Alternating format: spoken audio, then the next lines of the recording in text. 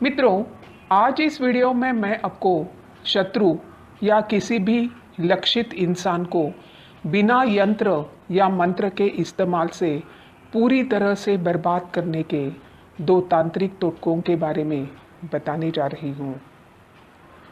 इन टोटकों का प्रयोग करके साधक किसी भी दुश्मन या लक्षित इंसान को और उसके साथ उसके घर में रहने वाले सर्व इंसानों को पूरी तरह से बर्बाद कर सकता है और दुश्मन और उस घर में रहने वाले लोग कितनी भी मेहनत और परिश्रम करेंगे तो भी वह जीवन में कभी भी सफल नहीं होंगे और बर्बाद होकर नष्ट हो जाएंगे।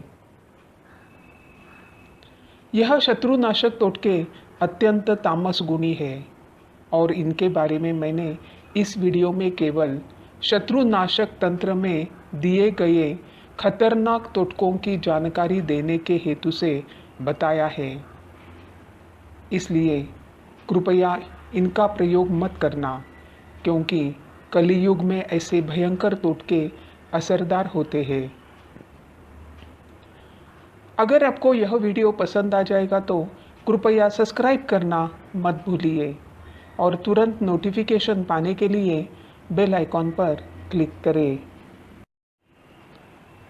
अब मैं आपको इन टोटकों के बारे में बताने जा रही हूँ।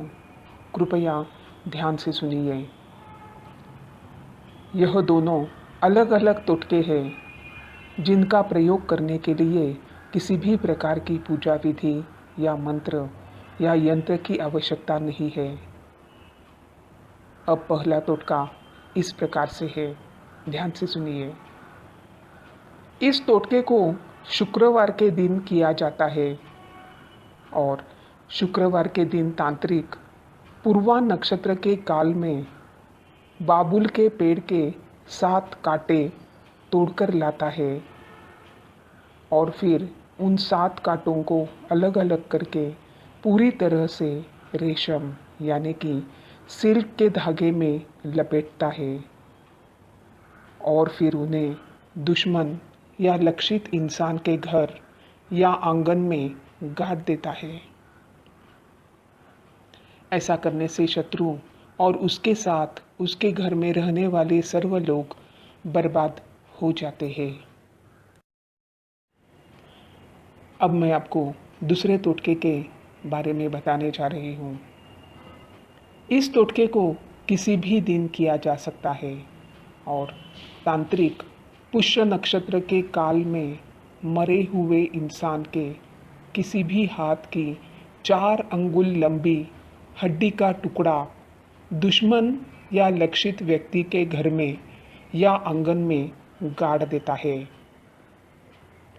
ऐसा करने से दुश्मन और उसके साथ उसके घर में रहने वाले सर्व लोग बर्बाद हो जाते हैं। 4 अंगुल यानी कि लगभग 2.5 से 3.5 इंच होता है। अंगुल यह एक प्राचीन काल का लंबाई नापने का तरीका है। 1 अंगुल यानी कि लगभग 16 से 21 मिलीमीटर होता है। इन दोनों टोटकों के लिए नक्षत्रों का काल पंचांग देखकर आसानी से मालूम किया जा सकता है। यह दोनों टोटके अत्यंत तामसिक और खतरनाक है, इसलिए इनका प्रयोग कभी भी मत करना। अगर आपको हमारा चैनल पसंद आ गया हो तो कृपया सब्सक्राइब करना मत भूलिए। प्रभु